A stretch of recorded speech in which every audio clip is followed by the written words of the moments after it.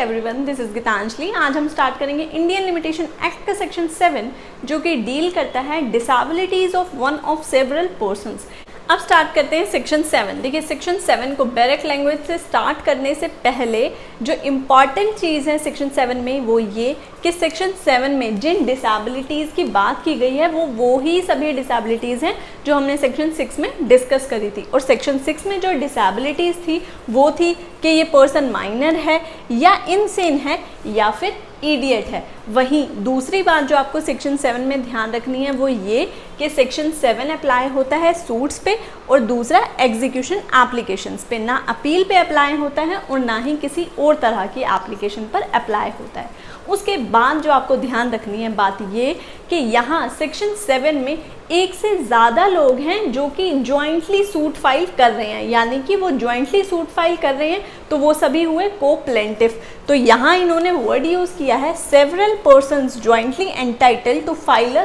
Suit. अब कौन से पर्सन जॉइंटली एंटाइटल होंगे किसी सूट्स को फाइल करने के लिए, इस चीज़ के असेंशियल आपके मेंशन है ऑर्डर 1 रूल 1 में। ऑर्डर 1 रूल 1 डील करता है who may be joint as plaintiff, मतलब एक से ज़्यादा लोगों ने मिलकर अगर सूट फाइल करना है तो कब वो सूट फाइल कर सकते हैं, यही आपकी कंडीशन मेंशन है ऑर्डर 1 रूल 1 में। अब यहाँ मान लीजिए एक से ज़्यादा लोग हैं और उन्होंने मिलकर यानी एज अ को प्लेंटिफ होकर एक जॉइंट सूट या एग्जीक्यूशन एप्लीकेशन फाइल कर दी। बट प्रॉब्लम क्या है कि इन्होंने ये एप्लीकेशन तो फाइल कर दी, मान लीजिए ये 3 लोग थे, इन दोनों में से ये दोनों तो फिट हैं बट ये जो थर्ड पर्सन है इसे इनमें से कोई एक डिसेबिलिटीज़ है, या तो ये माइनर है या इनसेन है या इडियट है। तो जब ये इनसेन या इडियट है तो ये दोनों भी क्योंकि ये जॉइंट सूट फाइल कर रहे हैं तो अब क्वेश्चन अराइज होता है कि क्या इन तीनों के लिए टाइम जो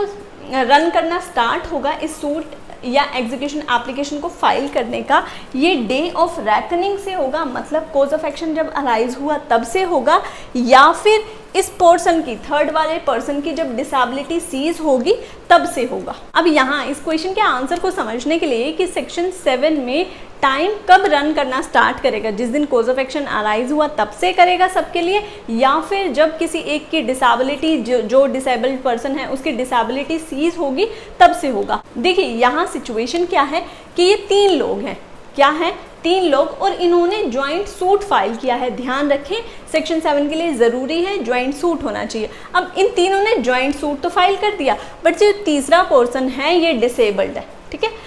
तो इस बात के आंसर के लिए कि इनका टाइम पीरियड कब रन करना स्टार्ट होगा, तो ये कहते हैं कि इन तीनों पर्सन में से किसी भी एक पर्सन को जो कि डिसेबल्ड है उसे छोड़कर जो बाकी बचे हुए पर्सन हैं उनमें से किसी भी एक के पास अगर कैपेसिटी टू डिस्चार्ज है, कैपेसिटी टू डिस्चार्ज हुम मतलब किसे डिस्चार्ज कर रहे हैं, डिस्चार्ज द डिफेंडेंट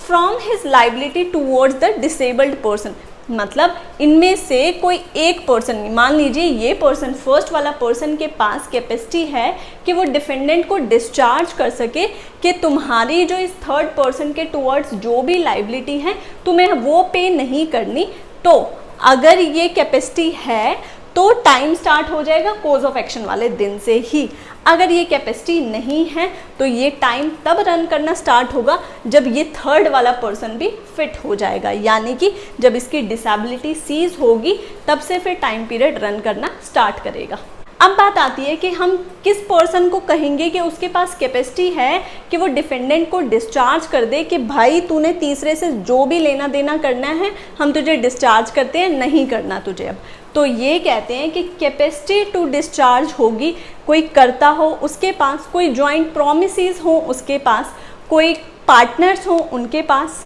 कोई को एग्जीक्यूटर हो उनके पास, मतलब तो इन सभी लोगों के पास होती है कैपेसिटी टू डिस्चार्ज। अब यहाँ सेक्शन 7 को बैरक से डिस्कस करने के बाद हम रैप अप करते हैं। सेक्शन 7 में हमने क्या पढ़ा, फर्स्ट ऑफ ऑल तो सेक्शन 7 सूट और एग्जीक्यूशन पे अप्लाई होता है। सेक्शन 7 में जिन डिसेबिलिटीज़ की बात की गई है वो ये सब है, यानी माइनर, इनसेन और इडियट। अब यहाँ 2 से ज़्यादा लोगों ने जॉइंट सूट या जॉइंट एग्जीक्यूशन एप्लीकेशन फाइल करी, उनमें से कोई एक प्लेंटिफ डिसेबल्ड है। अब क्वेश्चन अराइज होता है कि जब वो डिसेबल्ड है तो क्या बाकी के 2 बचे हुए भी सूट फाइल कर सकते हैं या उन्हें तब तक रुकना पड़ेगा जब तक इस पर्सन की डिसेबिलिटी सीज नहीं हो जाती। तो इस क्वेश्चन के आंसर के लिए कहते हैं कि जो बाकी के 2 पर्सन हैं उनमें से कोई भी एक पर्सन अगर उसके पास कैपेसिटी टू डिस्चार्ज है, मतलब या तो वो करता है या वो पार्टनर है या वो जॉइंट प्रोमिसी है या फिर वो को एग्जीक्यूटर है और उसके पास कैपेसिटी टू डिस्चार्ज अगर है, तो डे ऑफ रेकनिंग से, मतलब जब उनका कोज ऑफ एक्शन अराइज हुआ